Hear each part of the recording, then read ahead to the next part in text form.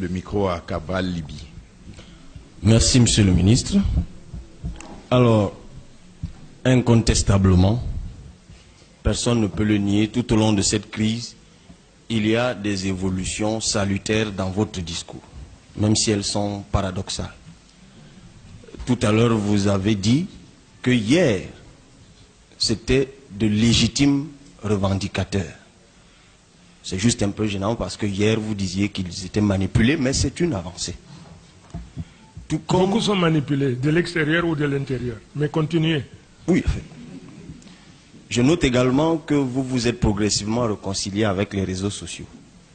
Parce que tout ce que nous tenons de preuves de bastonnade d'écoliers aujourd'hui, ce sont les images qui circulent. Sauf que hier, quand c'était des images d'étudiants bastonnés, vous nous demandiez de faire attention. Parce qu'il y avait des montages. Je voudrais juste vous dire de faire aussi attention, Monsieur le Ministre. Non, je disais que vous n'avez pas preuve que c'était au Cameroun. Que vous n'aviez pas de preuve que c'était au Cameroun, mais continuez. Ok, Monsieur le Ministre.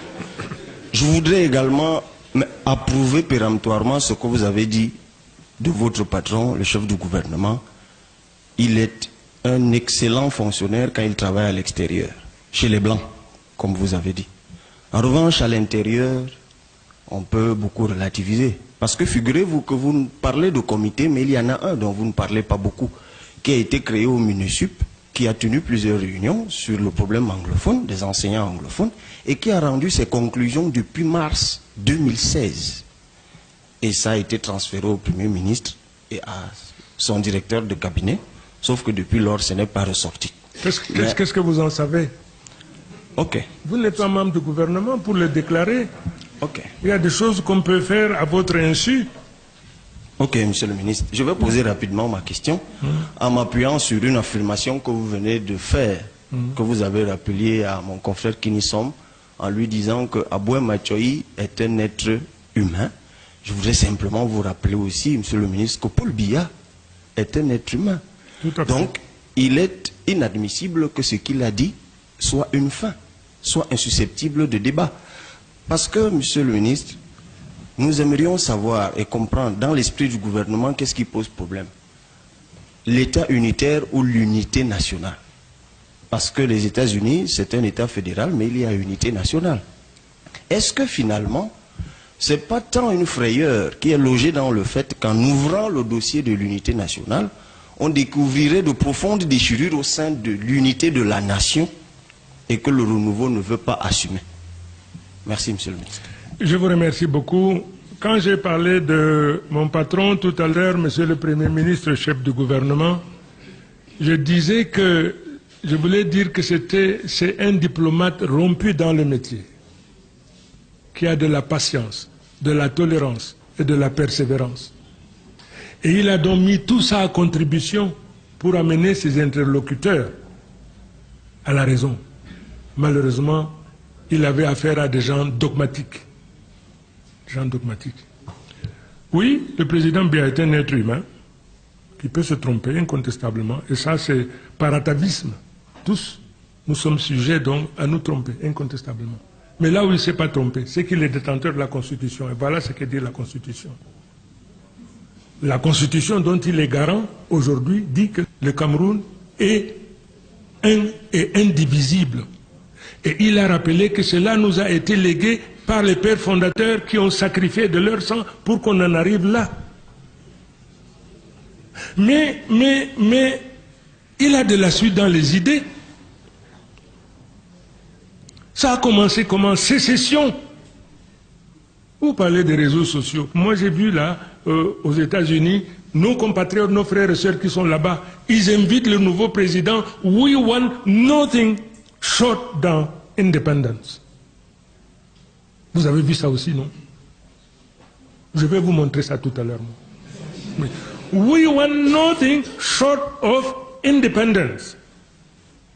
Alors, si l'immense majorité de tous ceux qui étaient là ne parlaient que de la fédération, on aurait compris. Mais ils vous disent, ils vous annoncent en vérité, le fédéralisme n'est qu'un ravalement de façade. C'est une façade qui abrite derrière elle une intention forte, la sécession. Et vous voulez que le président Biya ne soit pas prudent? Yerima qui parle de la révision, machin. Enfin, je ne dis pas qu'il est sécessionniste, mais enfin, il vit dans un environnement, où on parle de sécessionnisme. J'ai dit, il ne faut pas demander au président Biya ce qu'il n'a pas.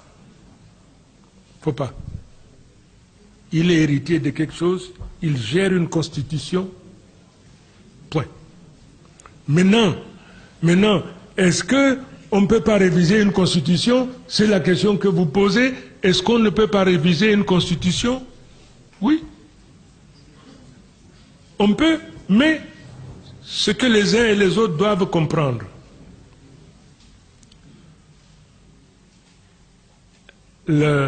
On est passé de la fédération à l'unité, n'est-ce pas? Et ça, c'est le peuple camerounais dans son ensemble qui a décidé. Ce n'est pas un décret, ce n'est pas une loi, n'est-ce pas? Et rien n'est au-dessus de ça, rien. C'est donc pour cette raison que le Cameroun reste dans sa forme actuelle, uni, indivisible. Uni, indivisible, pas de fédération. C'est ce qu'il a hérité. Et ça, c'est la volonté du peuple camerounais dans son ensemble. Merci. Une question de MDM Forbinac. Bien, merci. Monsieur le ministre, je vais m'essayer en français, hein, parce que... Oh, bravo. Très souvent... Non, je me défends parce que, bon, on donne l'impression que quand on parle en anglais, on réclame. Si c'est pour quelques instants, on peut se faire comprendre en français. Monsieur le ministre, je voudrais quand même dire que le président Biya, quand il prend le pouvoir, sa première sortie, c'est dans en ce moment-là, on les appelait les provinces anglophones. Et il suscite une énorme adhésion à sa politique. Et bon, il parle anglais. Bon, les gens croient que, bon, désormais, nous sommes, comme on dira au Cameroun, nous sommes en haut.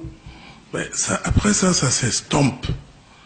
Bon, et lui, quelques années plus tard, il demande aux Camerounais, il s'adressait à la diaspora, vous n'avez plus besoin d'être dans le maquis pour vous exprimer.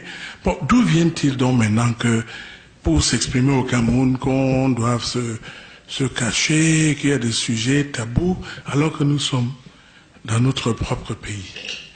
Alors, c'est un peu gênant. Bon, maintenant, quand on veut parler de l'organisation du pays, c'est un peu comme si le pays appartenait au président Paul Biya et que le peuple camerounais, qui a quand même droit au chapitre, n'a absolument pas sa voix. Alors, je voudrais dire cela et pour, monsieur le ministre, pour vous rassurer que